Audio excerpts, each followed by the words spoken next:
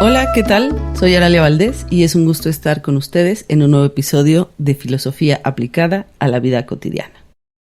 Antes de comenzar, quisiera disculparme por esta larga ausencia, pero bueno, los temas laborales se complicaron un poco y no había podido grabar. Pero bueno, ya estoy aquí con ustedes de regreso y eso me genera una gran alegría y sobre todo la esperanza de que esta prolongada ausencia no se vuelva a repetir. Quiero agradecer a todas las personas que me han escrito, algunas con sus dudas filosóficas, otras preguntando si habrá más episodios, otras me han escrito simplemente para saludar. Muchas gracias a todos por sus comentarios, sus buenas preguntas y sus mejores deseos. También quiero hacer un agradecimiento muy especial a quienes se han apuntado como mis patrocinadores, como mis Patreons, para que yo pueda continuar con este proyecto.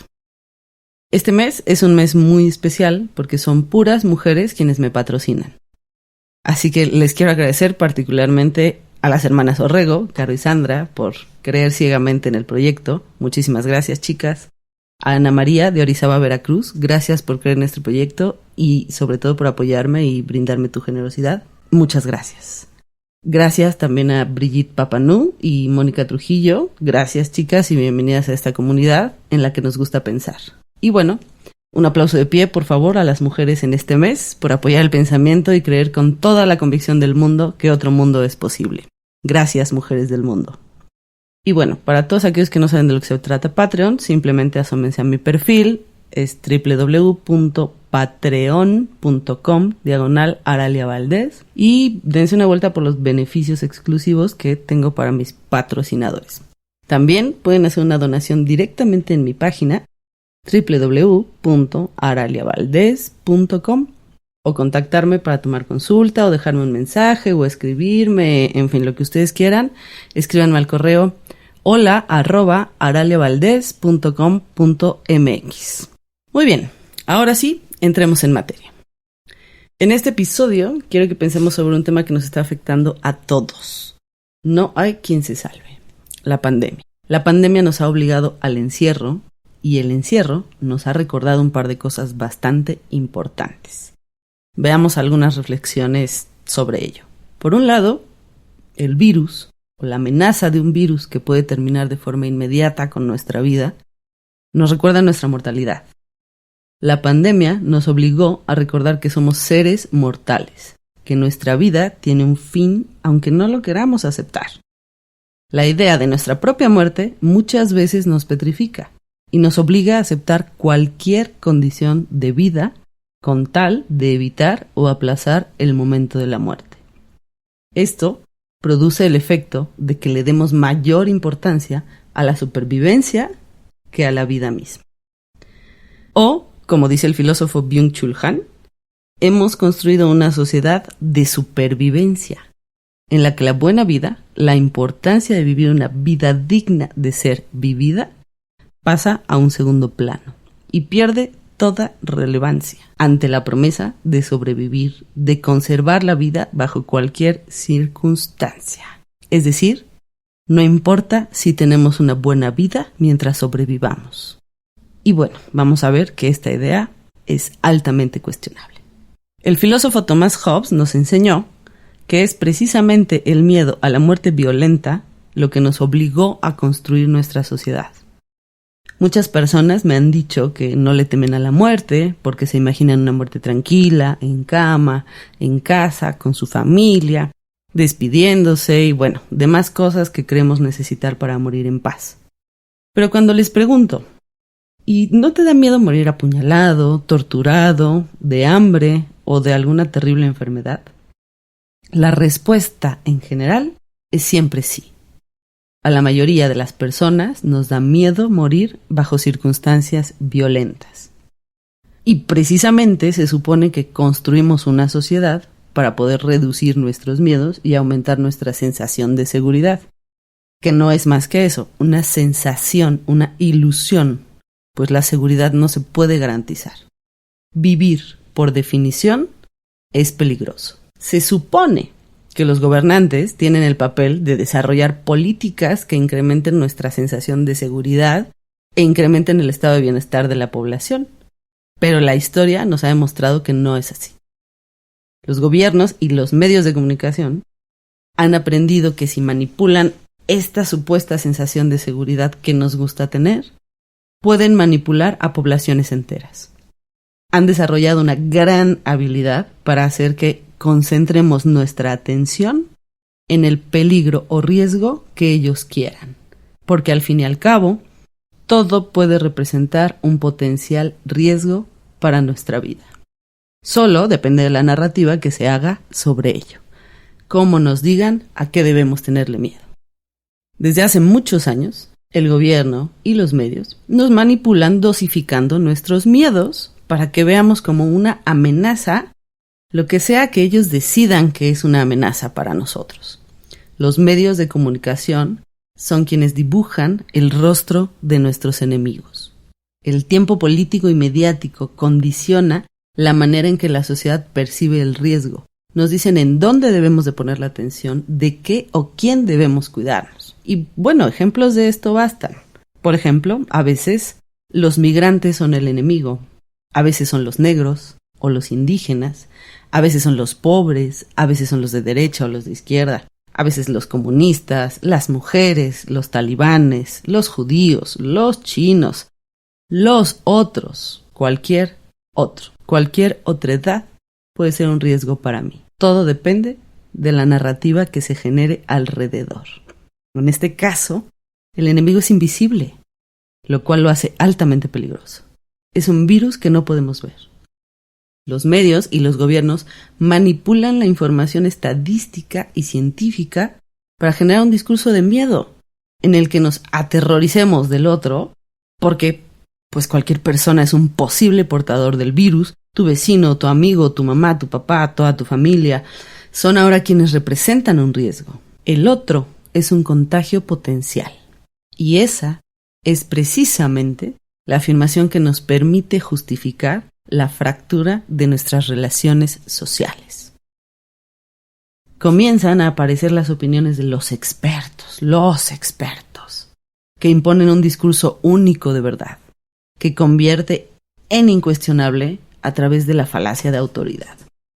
Es decir, cualquiera que se atreva a cuestionar las declaraciones de los expertos es inmediatamente censurado y desacreditado, porque no es nadie para poder pensar, según dicen los expertos, y porque todo pensamiento alternativo estorba a la imposición de un pensamiento único o hegemónico. Yo siempre he desconfiado de la figura de los expertos. Y bueno, basta con hacer un poco de memoria. Los expertos se han equivocado muchísimas veces. Por ejemplo, cuando los expertos afirmaban que las mujeres por naturaleza supuestamente somos más estúpidas que los hombres porque tenemos el cerebro más pequeño, bueno pues, oh sorpresa, resulta que es una afirmación totalmente falaz. O cuando los expertos descubrieron que la homosexualidad era una enfermedad mental que se curaba con electroshocks y otras terapias brutales y espantosas, ¿qué creen? De nuevo se equivocaron. En fin, así podemos encontrar cientos y cientos y cientos de ejemplos. Recuerden, la falacia de autoridad dice que no por ser una autoridad o ser un experto, lo que estás diciendo es verdadero. Así que tenemos que tomar con mucha precaución lo que nuestros expertos nos dicen y nos recomiendan. No sé, a mí me parece, por ejemplo, relevante que en México, hoy en día en México, las estadísticas siguen diciendo que es mucho más probable morir asesinado que de coronavirus. Bueno, pero yo qué sé, ¿no? Yo no soy experta en nada. Lo que sí sé es que a mí me da más miedo morir con lujo de violencia que morir de coronavirus. Lo que sí me atrevería a afirmar es que si analizamos el discurso oficial que hay respecto al virus, si observamos la historia de nuestras sociedades, cómo se han implantado los modelos económicos y tomamos en cuenta la vasta y enriquecedora información científica y humanista que no forma parte del discurso hegemónico, podemos afirmar que las decisiones políticas que han tomado los países que entraron en cuarentena no están respaldadas por la lógica ni por la ciencia, ni han sido tomadas con el objetivo de cuidar la vida.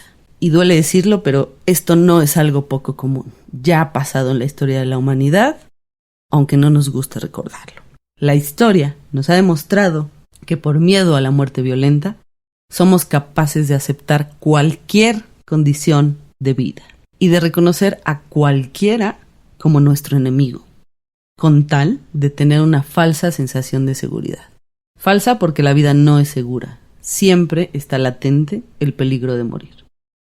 Nuestras sociedades son testigos de cómo la manipulación mediática nos hace perder fácilmente la atención de lo importante y comenzamos a sentirnos entonces agradecidos de tener las condiciones mínimas para sobrevivir, olvidando por completo lo que significa vivir o tener una buena vida. O ya no digamos una buena vida, al menos una vida digna.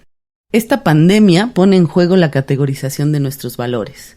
Como sociedad que está viviendo el inicio de un shock social, económico y político, corremos el riesgo de aceptar voluntariamente que sobrevivir es lo más importante, sin importar las condiciones de vida, lo cual antepondrá a la salud como el bien más preciado de todos. Y eso justificará que todo, absolutamente todo lo demás, pierda importancia. Es decir, nuestras relaciones amorosas, familiares, los amigos, los placeres, la naturaleza, la libertad y bueno, esas cosas lindas que tiene la vida y que nos gusta disfrutar. Todo eso será sacrificado en nombre de la salud. O, en palabras de Chul Han, en nuestra histeria por sobrevivir olvidamos por completo lo que significa la buena vida. Así que, la pregunta que nos deberíamos estar haciendo es: ¿qué tipo de vida podremos vivir si aceptamos perder todas nuestras libertades a nombre de la salud? Para mí, ¿qué significa la vida? ¿Qué es más importante para mí, la salud o la libertad? Para mí, en lo personal, la libertad tiene que anteponerse a la salud. Pero bueno, cada quien elaborará sus conclusiones. Seguramente, en este punto, muchas personas podríamos justificar el hecho de que, bueno, aceptamos la cuarentena sin chistar porque pues se ofreció como una solución temporal que iba a ser efectiva para acabar con la amenaza del virus. Es decir, lo aceptamos porque tiene una fecha de término, una fecha límite. Nuestros políticos comenzaron diciendo que nos íbamos a recluir 1 mes, luego 2 meses. Ahora ya dan fechas indefinidas. En algunos lugares se dice que hasta diciembre. En otros, incluso, acá en México, se ha llegado a decir que calculan que hasta otros 2 años, por ejemplo. La realidad es que no hay una fecha límite clara. Esta fecha puede ser aplazada de manera indefinida. Y por ello, estamos obligados a pensar en todos los posibles escenarios. Como me preguntaba una amiga, ¿y si esto no termina nunca? ¿Y si termina pero después viene otro virus más letal? ¿Estoy dispuesto a aceptar la cuarentena como forma de vida? ¿Puedo aceptar voluntariamente una forma de vida en la que se violan mis derechos humanos a nombre de la supervivencia? Esta pandemia nos ha permitido darle la razón a Bataille. Somos capaces de suspender nuestra vida con tal de creer en una promesa de un mejor porvenir. Sacrifícate hoy a nombre de un mejor futuro. El problema en general es que ese futuro casi nunca llega, pues somos capaces de aplazar el futuro bienestar de manera indefinida muy fácilmente. Por ejemplo, Bataille nos dice que a través del discurso es como aplazamos nuestra vida hacia el futuro de manera constante. Y esto hace que dejemos de ponerle atención al presente que vivimos. El ejemplo que todos tenemos a la mano es la promesa del éxito. Una persona exitosa debe estar dispuesta a sacrificarlo todo para conseguir el éxito. No importa si sacrificas a tu familia, amigos, lealtades, tu salud, tus principios y demás cosas que nos hacen humanos. Si quieres alcanzar el éxito, tienes que ir por él, sin importar a cuántos pises o destruyas para lograrlo. No mires el daño que haces, ni todo lo que te has privado de vivir. Cuando llegues al éxito, tendrás tiempo para disfrutar la vida.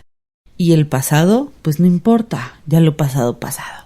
La experiencia humana nos ha demostrado que esto es una gran mentira. Nuestros actos en cada momento importan, y el éxito no es la realización de la vida.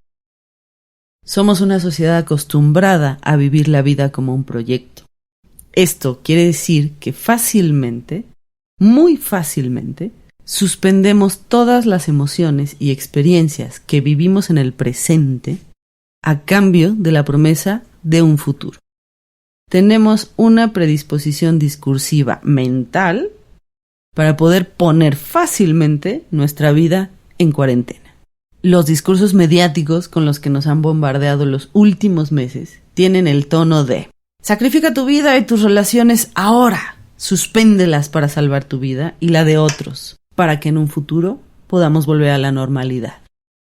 Sin embargo, lo que estamos acostumbrados a llamar normalidad es una crisis social, ecológica y económica terrible. El capitalismo, en su forma neoliberal, se ha dedicado a debilitar a los estados, a minar su capacidad de respuesta ante situaciones de crisis. ¿Cómo podemos reaccionar adecuadamente ante una pandemia si las instituciones de salud pública están destrozadas? Esa supuesta normalidad es la que preparó las condiciones de lo que hoy estamos viviendo como una crisis de salud mundial. La crisis ya estaba. Esto, las medidas ineficientes, la desinformación científica y demás problemas que ha vuelto evidentes la pandemia, son solo un producto de la crisis que ya vivíamos con toda normalidad. ¿De verdad queremos volver a esa normalidad? No olvidemos que antes de la declaración mundial de la pandemia, en Francia había revueltas sociales. En China, los estudiantes protestaban contra el sistema de control social, que digamos que podría describirse como un totalitarismo digital. Chile era el centro de la atención pública, porque el ejército disparaba a los ojos de los manifestantes. En Bolivia se dio un golpe de Estado. En México, el movimiento feminista había inundado las calles con protestas contra los feminicidios y otras violencias. Esa era nuestra normalidad. No lo olvidemos. Nuestra normalidad es una normalidad en crisis. ¿En serio queremos regresar a ella? Esa crisis, a la que ahora nos gusta llamar normalidad, es la que ha provocado que la muerte y los virus ya no sean democráticos. Con esta pandemia hemos podido comprobar que primero se mueren los pobres, los negros, los indígenas, los migrantes, los que se ven obligados a decidir si morir de hambre o de virus, y no tienen opción más que salir a trabajar. No todos estamos en igualdad de condiciones para poder resguardarnos de la misma manera. Y esto es la consecuencia de nuestra crisis que vemos con tanta normalidad. Para quienes tenemos el privilegio de poder guardar en casa la cuarentena, nuestra nueva forma de vida provisional, nuestra vida de encierro, está preparando el terreno para nuestra futura forma de vida. Algo que están llamando la nueva normalidad. Si la idea de normalidad es aberrante, esta idea de nueva normalidad es escalofriante, es indignante. ¿Qué nos espera en lo que llaman nueva normalidad? Bueno, yo no puedo decirles cómo serán las cosas, no podemos predecir el futuro, pero sí podemos observar hacia dónde se están inclinando las cosas. Hay luces muy claras con las que al menos podemos vislumbrar un panorama. Un posible panorama. La acelerada digitalización de la sociedad está abriendo paso a un régimen de vigilancia biopolítica, es decir, nuestros dispositivos digitales permiten la recopilación de datos privados de toda índole, de todo tipo, desde nuestra localización geográfica hasta nuestras conversaciones más íntimas y profundas. Quiero que pensemos en esto por un momento. Ahora, en estos momentos, durante el encierro, durante esta cuarentena que lleva más de 60 días, toda nuestra comunicación, todas nuestras relaciones íntimas están siendo mediadas por Google, Facebook, Twitter y demás compañías mediáticas. El comercio electrónico, según la revista Forbes, desde que la OMS declaró la pandemia, se ha incrementado entre un 50 y 70%. Dependiendo del país, por supuesto, Esto quiere decir que nuestros hábitos de consumo también están siendo mediados por las grandes empresas, sí, todas esas empresas gigantes que están en Silicon Valley. Nuestras relaciones laborales han migrado a la nube, obviamente. Ahora, los dueños de las nubes poseen toda nuestra información laboral. Nuestros proyectos, escritos, reuniones, presentaciones, conferencias, todo lo tienen a su disposición. Incluso nuestros horarios laborales se han distendido. Resulta que ahora trabajamos mucho más horas sin pedir paga por tiempo extra, porque ahora se confunde y se entremezcla el tiempo laboral con el tiempo de la vida privada. Cada vez realizamos más transacciones financieras por Internet. Por ejemplo, las criptomonedas cada vez se utilizan más y China acaba de lanzar su moneda digital, que por cierto no dependerá del dólar, lo cual marca un parteaguas en la economía mundial. Se discute actualmente si debemos virtualizar por completo la educación. Imagínense eso. Bueno, el mundo tiende hacia la digitalización. Como dijo Naomi Klein, esta cuarentena es como el sueño dorado de las empresas de Silicon Valley, en las que dibujamos un mundo en el que todo está digitalizado, todos trabajamos, estudiamos y convivimos de manera virtual desde nuestra casa, pero en ese sueño de Silicon Valley, evidentemente los repartidores serían robots con inteligencia artificial y tendríamos autos inteligentes que se manejen solos, que decidan por nosotros a dónde queremos ir o a dónde podemos ir. Esta aceleración de la digitalización abre paso a la consolidación de la vigilancia biopolítica, que, como dice Chulhan, no controlarán solamente nuestro cuerpo, a dónde podemos ir, qué podemos consumir, cómo debemos lucir, etc., sino que también se monitoreará constantemente nuestra salud. Seremos objetos de vigilancia digital constante. Y esto implica un control constante y absoluto sobre los individuos. De hecho, podríamos decir que ya somos objetos de esta vigilancia digital, solamente que ahora nos vigilarán con mucho mayor astucia y mucho mayor invasión de todos los ámbitos de nuestras vidas, hasta los que consideramos los más privados. Por ello, creo que es nuestra obligación pensar sobre el futuro que vaticinan estos tiempos. Recuerden que la realidad siempre ha superado a la ficción. Pero es importante que no pensemos todo de manera negativa. Necesitamos ser más críticos y creativos que nunca. Y por eso me pregunto, ¿qué podemos hacer ante un panorama tan incierto? Y bueno, quiero que cerremos este episodio reflexionando sobre algunas alternativas para poder pensar estos tiempos de pandemia y de cuarentena. 1. Para enfrentar nuestro miedo a la muerte, podemos regresar a la vieja lección de los estoicos. Piensa que todos los días pueden ser el último de tu vida. Tener nuestra mortalidad siempre presente nos obliga a poner nuestra atención en el día a día. Porque el mañana es incierto, no sé si podré vivirlo. Por lo tanto, me concentro en disfrutar el presente. Y bueno, quiero aclarar que vivir el día tampoco quiere decir que no tenemos que pensar en el futuro ni en las consecuencias de nuestros actos. Pero sí quiere decir que la realización de nuestra vida no la podemos dejar para mañana, porque las cosas importantes suceden en la vida cotidiana, no en el futuro. 2. Tenemos que perder el miedo a comunicarnos, a decir lo que pensamos. Tenemos que perder el miedo al otro, no solo el miedo a la muerte. Ahora consideramos como normal anteponer el bienestar propio. El individualismo egoísta que exacerba el capitalismo es lo que nos ha permitido aceptar tan fácilmente la idea de cuarentena, porque ya estábamos aislados, ya habíamos fragmentado nuestras relaciones sociales.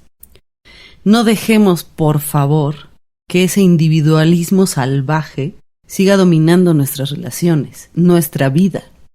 Sin los otros, nadie puede vivir. Mientras más aislados estemos, más vulnerables seremos. 3. Tenemos que resignificar nuestras relaciones, aprender a construir lo colectivo. El capitalismo nos individualiza, nos mantiene solos y asustados. La única manera de salir de esto bien parados es haciéndolo colectivamente. Tenemos que colectivizarnos en la crisis, compartirla y aprender a cuidarnos entre todos, inventar nuevas formas de cuidarnos entre todos. La idea del cuidado, la acción de cuidar a alguien, es una idea que el capitalismo, en su expresión patriarcal, desprecia profundamente. Se piensa que la figura del cuidado es débil y ejemplos nos sobran. Por ejemplo, las mujeres, el supuesto sexo débil, son las que cuidan. Los enfermeros tienen menos prestigio que un médico. ¿Por qué? Porque los doctores curan y los enfermeros solo cuidan. La naturaleza social del ser humano implica el cuidado de otros. La antropóloga Margaret Mead dice que nos convertimos en seres humanos cuando aprendimos a cuidar a otros, no a cuidar de nosotros mismos. Fuimos capaces de evolucionar como especie cuando entendimos que necesitamos de los otros para vivir bien y no solamente para sobrevivir. En el capitalismo salvaje en el que vivimos, estamos perdiendo la capacidad de cuidar de los otros. Y no debemos olvidar que cuidar a otros es la esencia de lo que nos hace humanos. 4. Y por último, pero no menos importante, debemos siempre de dudar del discurso mediático, de la narrativa que se hacen los medios oficiales sobre lo que está pasando hoy y siempre. Hay que tomar con pinzas los discursos de los expertos y ser críticos con ellos para no caer en la falacia de autoridad. Es de vital importancia tomar en nuestras manos la investigación y el análisis de la información. Y bueno, hasta aquí dejaremos este episodio. Solamente me queda por decirles que cuando perdemos el miedo, no hay ninguna amenaza que pueda hacernos actuar en contra de nuestra voluntad.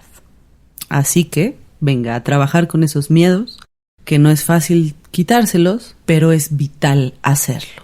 Yo soy Aralia Valdés y fue un placer estar con ustedes. No olviden escribirme sus comentarios y compartirme en sus redes. Muchísimas gracias por escucharme. Hasta la próxima.